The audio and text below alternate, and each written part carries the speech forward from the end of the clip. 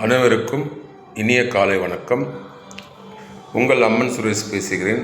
கிருஷ்ணகிரி மேற்கு மாவட்ட செயலாளர், பிஜேபி ஒசூர். இப்போது நடந்து முடிந்த சட்டமன்ற தேர்தலில் யாருக்கும் மெஜாரிட்டி இல்லை, சரிங்களா? 108 சீட்டு வந்து தாவேகா, 57 வந்து டிஎம்கே அலையன்ஸ், 53 வந்து ஏடிஎம்கே அலையன்ஸில் ஜெயித்தாங்க.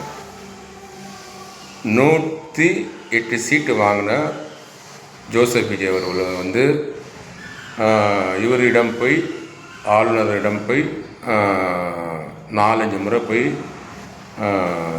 ஆட்சி அமைக்க கோரி மனு இது கொடுக்குறாரு. ஆதரவுகளோடு போய் 108 எம்எல்ஏக்கள். அவர் என்ன சொல்கிறாருன்னா, நீங்கள் வந்து மெஜாரிட்டி கிடையாது, நீங்கள் ஆட்சி அமைக்கணுன்னா 118 சீட்லேருந்து 120 வரைக்கும் இருந்தால் தான் நீங்கள் ஆட்சியை அமைக்க முடியும்ன்ட்டு அவர் சொல்லி அனுப்பிச்சிட்டார். 4-5 முறை இவங்க போய் கேட்டு ரிட்டர்ன் வந்துட்டாங்க. அதுக்கு பிறகு என்ன ஆகுதுன்றால், டிஎம்கே கூட்டணியில் ஜெயித்தாங்க இல்லைங்களா திருடங்க. காங்கிரஸ் ஒரு 5, கம்யூனிஸ்ட் ஒரு 4, விடுதலை சிறுத்தைகள் கட்சி 2, அப்புறம் நம்ம ஏடிஎம்கே கூட்டணியில் தினகரன் கட்சியிலேருந்து ஒரு நபர், காமராஜன் அவர் பேர், அவர் ஒருத்தர், முஸ்லீம் லீக்கில் ஏதோ ஒருத்தர், எல்லாம் மொத்தம் இதாகி 120 சீட் என்னமோ இதாகிடுச்சு. ஆட்சி அமைக்கிறாங்க. ஆனால் வந்து டிஎம்கே கூட்டணியில் ஜெயித்தவங்கள அந்த 5 காங்கிரஸ்காரங்களையும் 4 கம்யூனிஸ்ட்கார எம்எல்ஏக்களும் 2 விடுதலை சிறுத்தை கட்சிக்காரங்களும் ஏன் நீங்கள் தடுக்கலை? ஏன்னா உங்கள் கூட்டணியில் தான் ஜெயித்தாங்க வந்து. அதுக்கு நான் சொல்லட்டுங்களா பதில்? ஏன்னா ஜோசப் விஜய் அவர்கள் வந்து நிரூபிக்கலைன்னா மெஜாரிட்டி கவர்னர் ஆட்சி வந்துடும். கவர்னர் ஆட்சி வந்து என்ன ஆகுனா,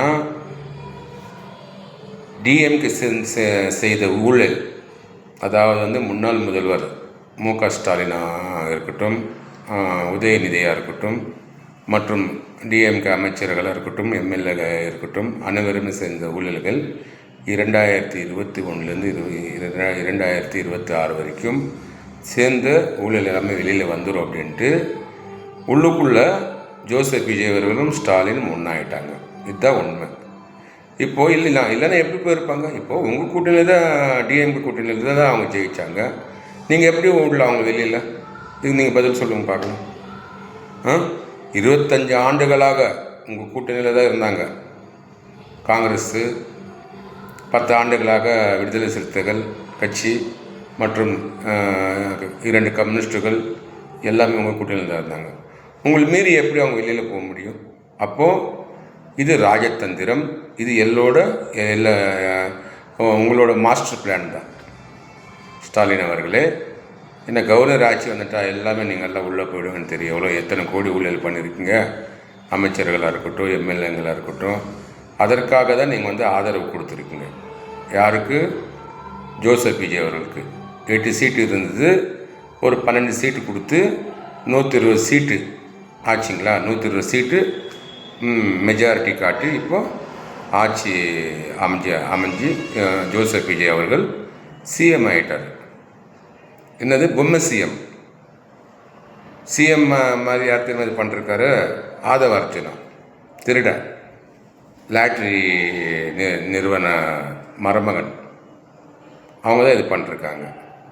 ஆனால் நீங்கள்லாம் உள்ளுக்குள்ளே ஒன்று, வெளியில் வந்து பார்த்தா சட்டசபையில் நீங்களாக சண்டை போட்டுக்கிற மாதிரி ஏதோ அப்படி இப்படிலாம் இருக்குங்க. ஏன் இப்போ கூட நீங்கள் நினைச்சா, ஸ்டாலின் அவர்களே, இப்போ கூட நீங்கள் நினச்சா அந்த 5 காங்கிரஸ் எம்எல்ஏக்களையும் 4 கம்யூனிஸ்ட் எம்எல்ஏக்களையும் விடுதலை சிறுத்தை 2 எம்எல்ஏக்களையும் முஸ்லீம் லீக் ஒரு எம்எல்ஏக்கையும் நீங்கள் வந்து மீண்டும் உங்கள் இதுக்கு நீங்கள் கூப்பிட்டுக்கலாம். ஏன்னா உங்கள் ஆதரவோடு தான் அவங்க ஜெயிச்சிருக்காங்க. நினச்சா நீங்கள் அதை செய்யலாம். ஆனால் நீங்கள் ஏன் செய்யலைன்னா, இந்த மாதிரி பிரச்சனைகள்லாம் வரும். அப்புறம் வந்து நீங்கள் ஜெயிலு தான் போக வேண்டியும். எல்லாம் உங்களோட அமைச்சர்களாக இருக்கட்டும், நீங்களாக இருக்கட்டும், எல்லாருமே ஜெயிலில் களி தான் திங்கணுன்ட்டு அதுக்காக தான் நீங்கள் உஷாரை வந்து இந்த மாதிரி மக்கள் வந்து தமிழ்நாட்டில் 8 கோடி மக்கள் என்ன சொன்னாலும் கேட்பாங்க. முட்டாள் மக்கள் 8 கோடி. நாம் உள்ளுக்குள்ளே ஒன்றா இருக்கலாம், திருடங்கள் ஒன்றா இருக்கலாம், வெளியில் மக்கள் மத்தியில் நம்ம சட்டசபையில் சண்டை போடுற மாதிரி நம்ம பண்ணலாம் அப்படின்னு சொல்லி தான் பண்ணிருக்காங்கன்ட்டு என்னோட மனசில் தோணுது. இதுதான் உண்மையாக இருக்கும் அப்படின்ட்டு இந்த நேரத்தில் நான் பதிவு செய்கிறேன். நன்றி, வணக்கம்.